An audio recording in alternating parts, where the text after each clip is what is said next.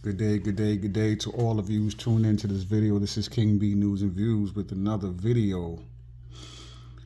So, I'm on Snopes.com right now, and I'm not even reading this article. I'm skimming through this article of them trying to debunk the origins of Thanksgiving, right? They're trying to, in this article, debunk Thanksgiving. They're trying to debunk the fact that Thanksgiving was started due to, in part, of the 1636-1637 massacre in Mystic, Connecticut, of the Pequot Indians, right? So they're trying to debunk this. And their basis for this is saying that before then, that the Puritans, the Dutch, and the English settlers had Thanksgiving days for various reasons, for a day of prayer where they would fast, and this is when they kind of contradict themselves. They say after a victory against said Pequot Indians, all right, because there was wars back then. Okay, so it goes on to state here, in October 1863, Lincoln issued the Thanksgiving Proclamation after the victory of the Union over the Confederacy. I do therefore invite my fellow citizens in every part of the United States to set apart and observe the last Thursday of November next as a day of Thanksgiving. All right. The quote from Lincoln. Now, yes, you had different states where they had their Thanksgiving days. What Lincoln did, all Lincoln did was put it all together, and he made that proclamation for all states to observe one day as a Thanksgiving day. Because what was going on, they had different days where the Puritans and their churches would proclaim a Thanksgiving day, right? In different days, even in the month of October, as is written here in this article. All Lincoln did was make the proclamation for all states to celebrate that Thanksgiving, is having on one day where all states will celebrate Thanksgiving on one specific day every year. That's all he did. But in this article, they're trying to spin it to say, "Oh, it had nothing to do with the massacre of this native of this tribe, the Pequot tribe in Mystic, Connecticut." Right? So, what I find interesting when you look this up, and you can look this up yourself, if anyone is interested to do that, to look this up. I know there's a lot of folks out there will shy away from truth. They don't want nothing to do with it, right?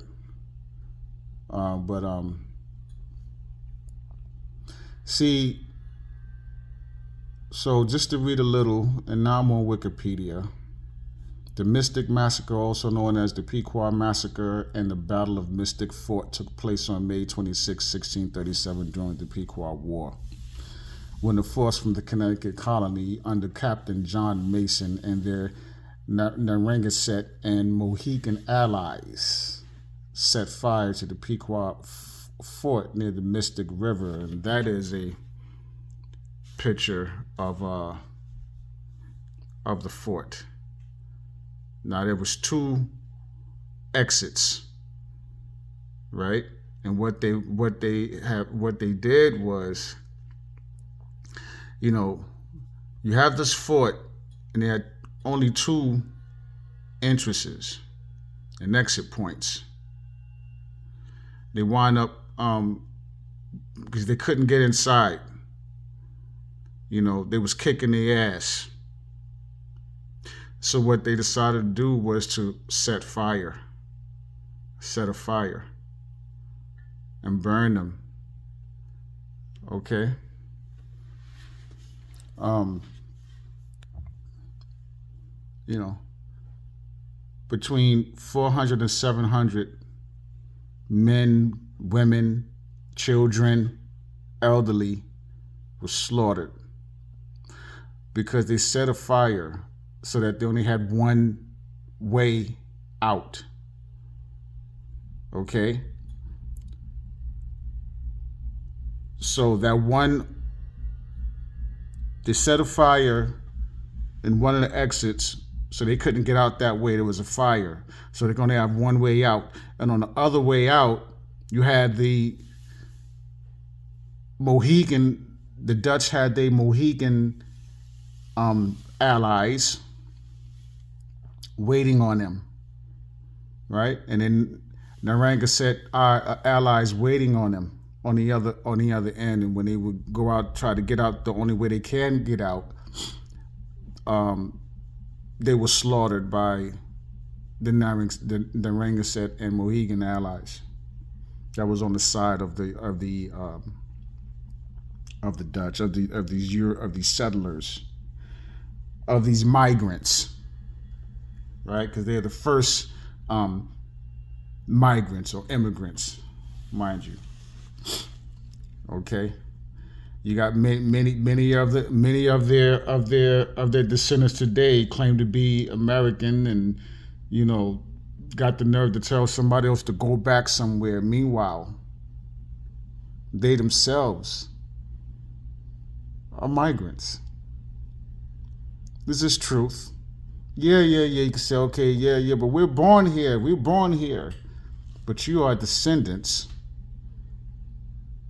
of migrants, murderers, right? That's the truth. Look it up. I'm speaking no lies here. Okay? So they shot anyone who tried to escape the wooden palisade fortress and killed most of the village. There were between 400 and 700 Pequots that were slaughtered during that attack. The only Pequot survivors were warriors who were away in a raiding party with their sachem, Sasakis. I hope I'm pronouncing that name right.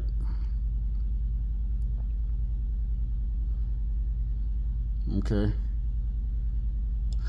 The Pequots were the dominant Indian tribe in the southeastern portion of the Connecticut colony, and they had long been enemies of the neighboring Mohegan and Narragansett tribes. The New England colonists established trade with all three tribes, exchanging European goods for wampum and furs. The Pequots eventually allied with the Dutch colonists, while the Mohegans and others allied with the New England colonists. A trader named John Oldham was murdered and his trading ship looted by the Pequots, and retaliation raids ensued by colonists and their Indian allies. On April 23, 1637, 200 Pequot warriors attacked the village of Wethersfield, killing 6 men and 6 women, all unarmed non-combatants. So these were wars that was going on, according to this. This was a major turning point in the Pequot Wars and raids and settlers that the warriors would murder civilians and led to increased support for the Pequot War among colonists. Now remember, these are people who are migrants that did not belong here, right? And I did read. I've read that there was a major hurricane during this time that wiped out crops. So there was famine because of this hurricane. And that's coming up right here. All right. This was a major turning point in the Pequot Wars and the razor sellers that the warriors would murder civilians and led to the increased support of the Pequot among colonists. According to Catherine Grandjean, the great colonial hurricane of 1635 damaged the corn and other crop harvests that year, making food supplies scarce and creating competition for winter food supplies. This in turn increased the tensions between the Pequots and colonists who were ill prepared to face periods of famine. So you have this hurricane that damaged crops.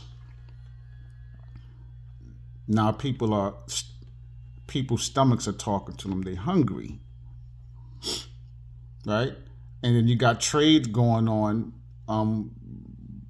fur trades happening and going on, and deals being made. So this is a fight for control, okay? And the Pequots was the dominant tribe, right? So this is about seizing and taking control, power, right? Take out the dominant tribe. Okay? So for what I just read, some might say, okay, well look, they started it, no.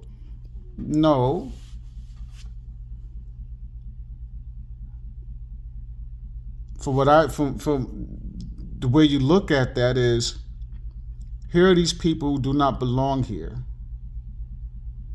trying to do business and take over.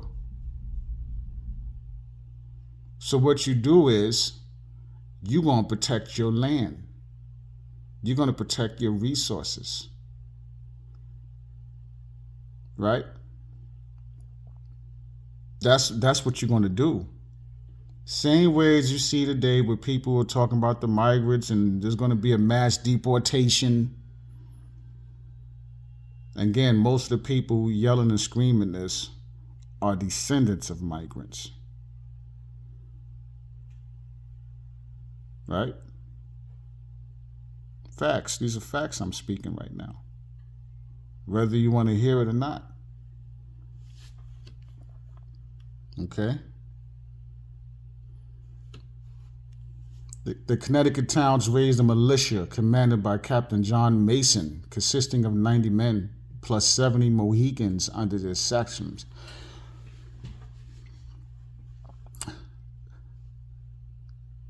Uncas and Wequash, 20 more men under Captain John Underhill joined him from Fort Saybrook.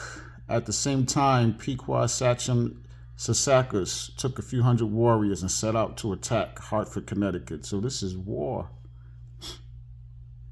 Captain Mason recruited more than 200 Narragansett and Niantic tribes to join his force. So you had other tribes joining and helping in the fight against the Pequot. Right?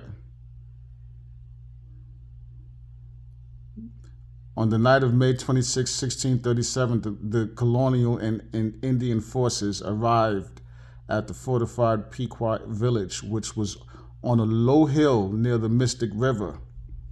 The large village was surrounded by a palisade with only 2 exits. The colonial forces first attempted a surprise attack, but they withdrew after stiff resistance from the Pequots. Like I said, the Pequots was kicking their ass,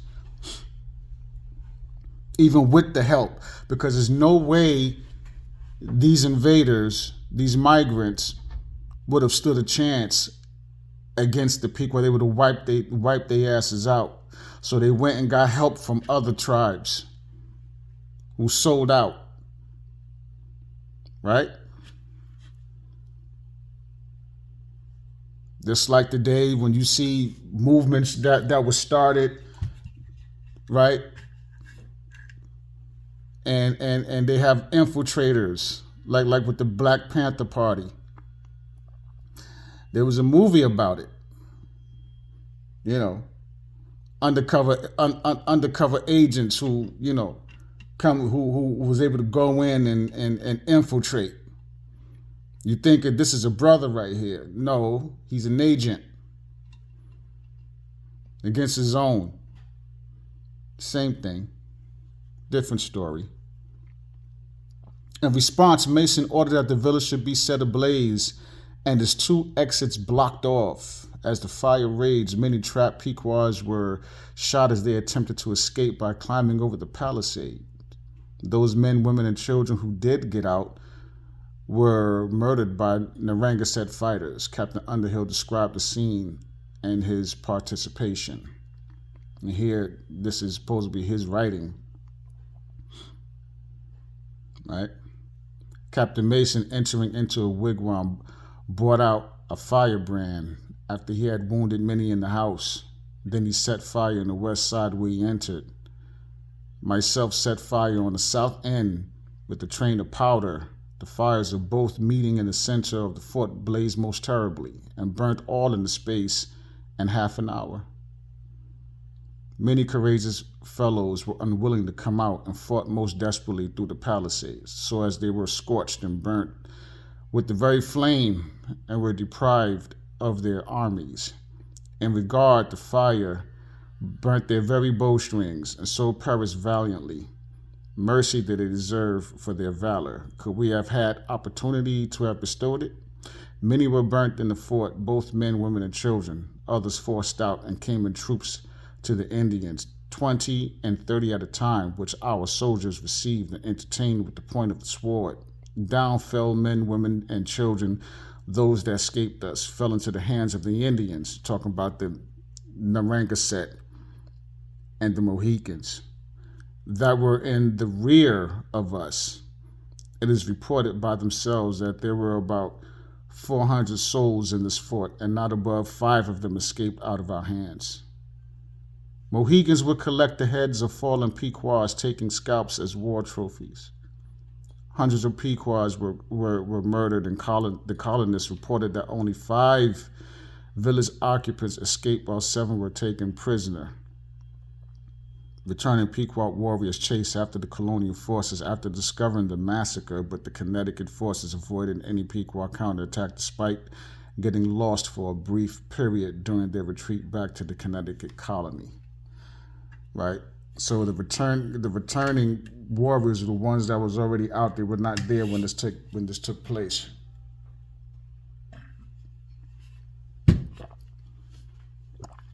I know this is a bitter pill to swallow, and most don't want to hear about this. They want to enjoy their turkey and their Thanksgiving meal, right? Estimates of Pequot deaths range from 400 to 700, including women, children, and the elderly. The colonists suffered between 22 and 26 casualties, with 2 confirmed dead. Now listen to this part, right? Approximately 40 Narragansett warriors were wounded as the colonists mistook many of them for Pequots. Right? I'll read that again. Approximately 40 Narragansett warriors were wounded as the colonists mistook many of them for Pequots. See, because they look just like them. Just a different tribe. Right? They look just like them. They couldn't tell a Mohican from a Narragansett from a Pequot. They couldn't tell the difference. Right? They couldn't tell the difference. Okay? Just like you got in today's time where you have gang wars going on, you got the Bloods versus the Crips. You can only tell them apart because one set is wearing red, the other set is wearing blue. But you're looking at skin tone, how can you tell the difference? Or any other gang on gang warfare that's going on. where they're not wearing colors. Because a lot of them they wear certain type of hats or whatever have you, right? And what they call that? Black on black crime. Black on black crime. That's what they call it now. Black on black crime. They can't tell the difference. They couldn't tell the difference then. They can't tell the difference now. See, the same bullshit is going on. The same bullshit is going on. While we fighting each other in the streets and online, so-called conscious community, even the so-called spiritual community online, can't come together. Everybody want to be want to be the best and want to be, I have the most knowledge. This one don't know what they talking about, or that one don't know what they talking about, and they get to bickering and attacking each other. Still can't come together, but they're supposed to be so spiritual.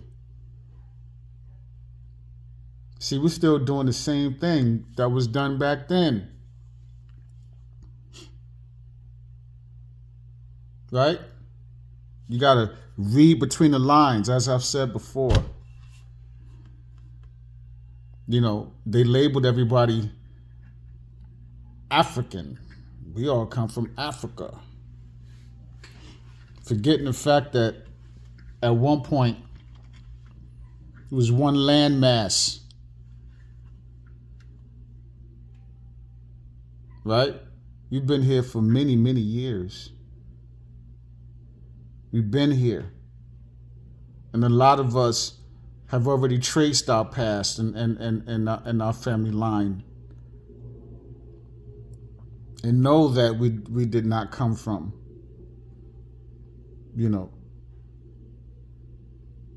from Africa. But again, when you look deeper into it, again, it was one landmass. We was all over this so-called world, everywhere. Right? How about this? The whole world is ours. Got to stop this bickering and fighting about one landmass. But we just can't seem to get it together. So while this fighting is going on between these tribes, the Pequots versus, again, according to this, what I've read, the Pequot were the dominant tribe, right? Southeast. Okay? And they're battling against the Mohicans and the Narragansett tribes.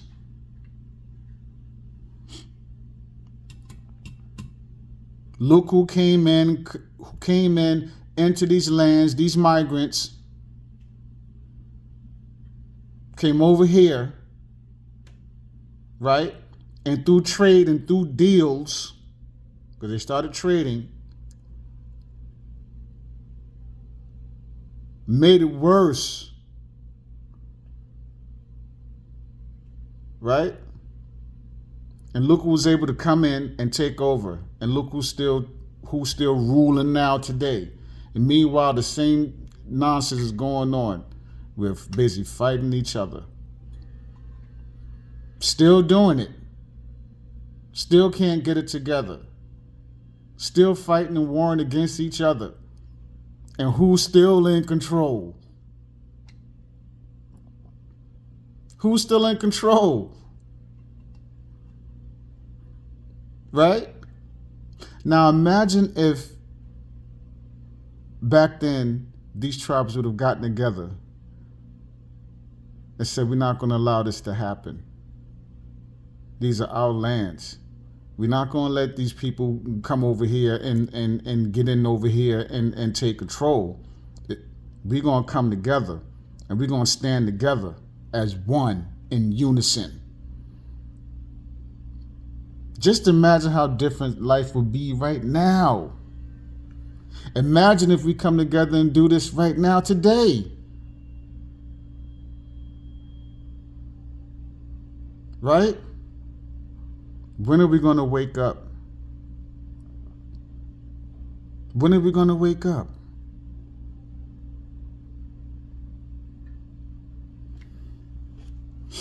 Okay?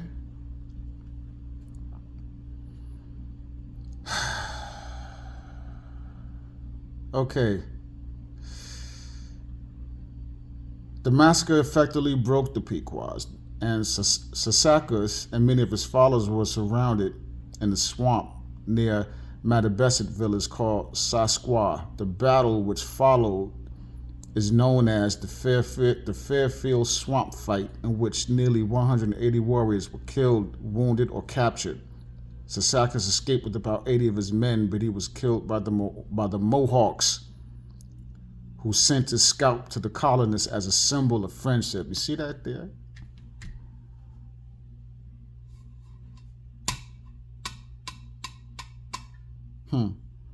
The Pequot numbers were so diminished that they ceased to be a tribe in most census. The treaty mandated that the remaining Pequots were to be absorbed into the Mohegan and the Narragansett tribes. Nor were they allowed to refer to themselves as Pequots. In the latter half of the 20th century, Pequot descendants revived the tribe, achieving federal recognition in 1983 and settlement of some land claims. Right? And it goes on. See? But, so again, when you look at Thanksgiving, and early in this video, I was on Snopes.com where they try to debunk and say that it's a myth that Thanksgiving Day was started after the Mystic Massacre in 1636, 1637. Right? They pointed out in the article how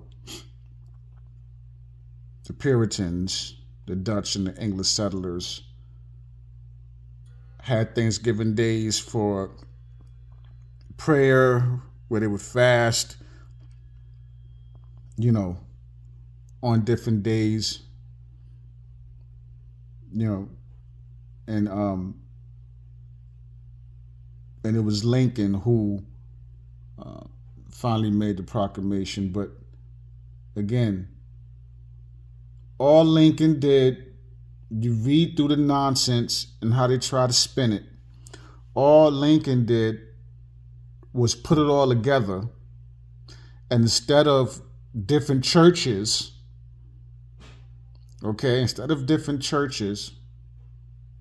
Puritan churches, having Thanksgiving days on different days, all Lincoln did was put it all together and say, okay, look, we're going to make this one holiday. Instead of having different churches have Thanksgiving days on different days, we're just gonna have one day a year where we all gonna celebrate. We're gonna make it a national holiday. He just made it a national holiday.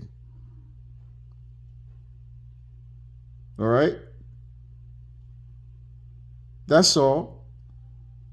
He just made it a national holiday. That's all he did.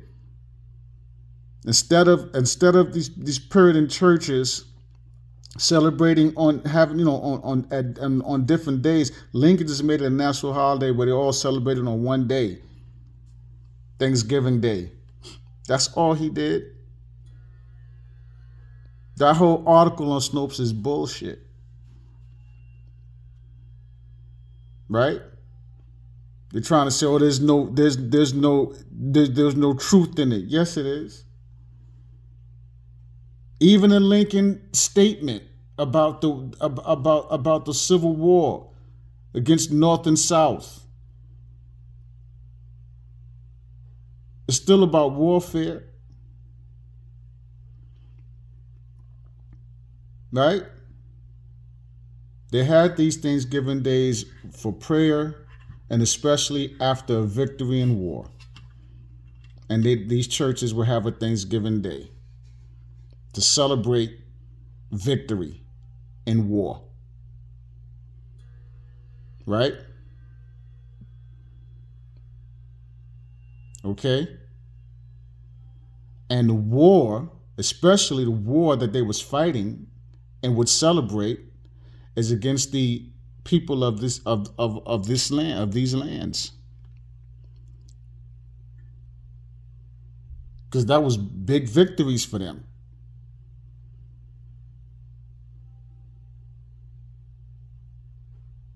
Okay? This is King B News and Views. I will hope that who's ever listened to this video would you can do this research and pull this up just like I did and read it for yourself to get an understanding if you choose to do that and you want to learn truth.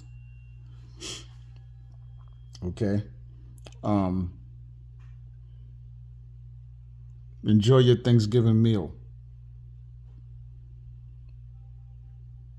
Look into what you're really celebrating and where it started. And while you're enjoying your Thanksgiving meal, what victory in war are you celebrating? By the way. Right? Look into it. Do the research. Now, you can say, as it's been told to me in doing a personal conversation with a family member a couple years ago, oh, well, for me, it's just a time to get together with family and friends. Okay, you could do that on any day. Why does it have to be the so-called holiday? See, I can call up my family and friends on any day I choose and say, yeah, let's get together. What we doing? Let's have a barbecue. Music, food, good drink. Have some fun. Kick it, have some fun. I could do that on any day. Right? Don't have to be some made-up holiday that's rooted in celebration of warfare, of victory in war, and slaughtering the original people of these lands. But this is one of the lies that people tell themselves. Oh, I'm just celebrating with family and being with family and friends. You can do that on any day.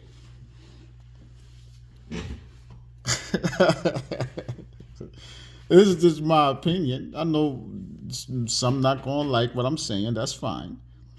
You have your opinion. I have mine, but mine is based in facts and truth.